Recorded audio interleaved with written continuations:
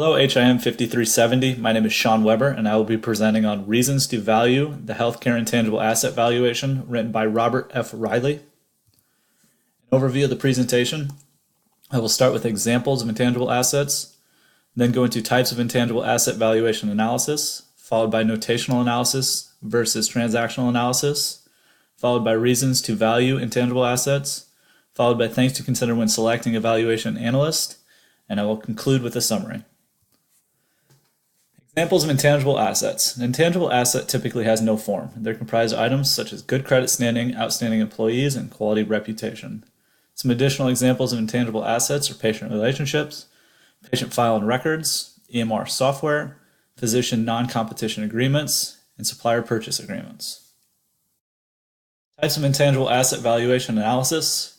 Valuation. A valuation is an estimate of a defined standard of value for the intangible asset. The evaluation can be retroactive, meaning it's historical in nature. It can be contemporary or current, and it can also be prospective, which is looking into the future. Types of intangible asset valuation continued. Evaluation, utilizing future conditions to establish potential economic benefits of the intangible asset. This is estimating future revenue produced due to having ownership of the intangible asset. An example of this is excellent customer service reputation. Also, it's capturing the reduction in expenses because of the intangible asset. An example of this is supplier purchasing relationship and also prime interest rates with lenders.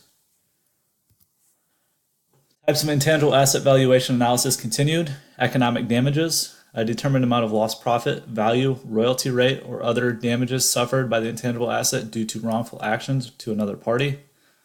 Two examples of this is a tort and a breach of contract. A tort is a civil wrong that calls for remedy to rectify the damages, and a breach of contract is violating terms spelled out in a contract. Types of intangible asset valuation analysis continued. Intercompany transfer price, the price of a transfer of an intangible asset between controlled entities under common ownership. This is used for financial accounting, and it's also used for federal or state income tax reporting. Types of intangible asset valuation analysis continued. The remaining useful life. This is an estimation of the remaining time period or usage of an intangible asset. An example of this is a depreciation rate. One example of a depreciation rate is a straight line, and this is that the asset depreciates on an annual basis, on an equal basis each year during the asset's life. Another example is accelerated depreciation, and typically the asset depreciates more in the first couple of years than the last couple of years of the asset's life. Comparing notational analysis versus transactional analysis. Transactional valuation is a transaction valuation. The intangible asset is exchanged for some form of cash or other valuable consideration, a transfer of a legal right related to the intangible asset, or negotiation in relation to the intangible asset. Notational valuation, the intangible asset does not transfer.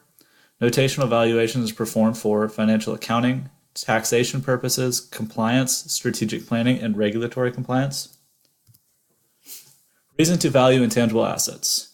Transactional pricing and structures. Partnership and or joint venture. In a partnership and or joint venture, investors may be bringing different qualities or assets to the company.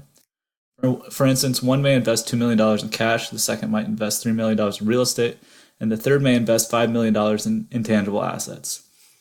Having a valuation done of the intangible assets will allow each investor to establish a percentage of equity that each investor brought within the company.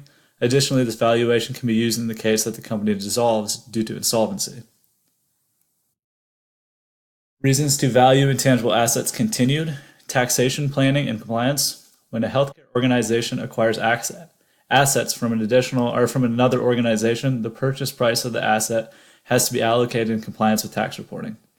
This includes identifiable intangible assets, goodwill, and going concern value. Reasons to value intangible assets continued. Regulatory compliance and government and corporate governance. Healthcare intangible asset valuation can document compliance with various statutory and administrative standards, such as the anti-kickback statutes and the Stark statutes. Additionally, valuation can be used as evidence to disprove allegations such as breach of fiduciary duties, gross negligence, and dissipation of assets. Also, it can be used for financial accounting and fair value reporting. The Financial Accounting Standards Board utilizes generally accepted accounting principles, or GAAP.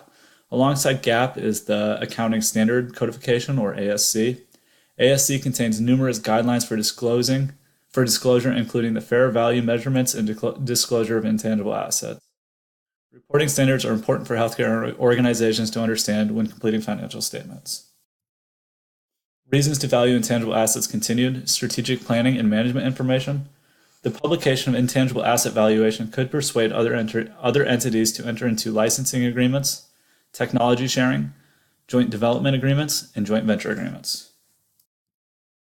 Things to consider when selecting a valuation analyst. First is the categories of intangible value asset analysts. There's academics, there's economists, there's industry consultants, licensing executives, accountants, and appraisers. In selecting the appropriate analyst, the owner should consider the purpose of the valuation. Based on the purpose of the valuation, the owner can limit down the number of categories above based on the owner's needs, such as licensing negotiations, bank connections, and expert testimony. Summary. Why is this important to you? First is compliance. If you know the reporting requirements for intangible assets, this will ensure your organization is in compliance with all the regulations and regulatory bodies. Secondly, strategic planning. Knowing the full valuation of intangible assets belonging to your organization will give you additional bargaining power when it comes to future business decisions. Third is acquisitions or mergers. Knowing the intangible asset valuation of other organizations will paint a better picture of the financial well-being or lack thereof that organization contains. These are the references I utilized for this presentation. And thank you for watching. If you guys have any questions or comments, please post them to Trax, and I will address them as soon as possible. Thank you.